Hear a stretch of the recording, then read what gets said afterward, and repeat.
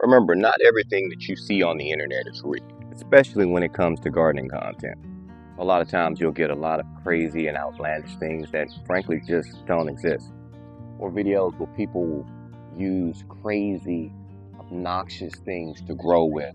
Or these beautiful manicured gardens that only show off the best of their work. Just remember, people only allow you to see what they want you to see. I mean, that's the human condition though, isn't it?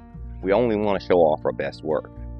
So we put on our best outfits, we put on our best hats, and we try to show you the best of our world. Gardening is not a competition. It's not a race. The only one you're really competing with is yourself. Look at these grapes, for instance. I knew that these grapes were ready to harvest several weeks ago, but because of time, I was not able to get out here and harvest them in the time that I needed to.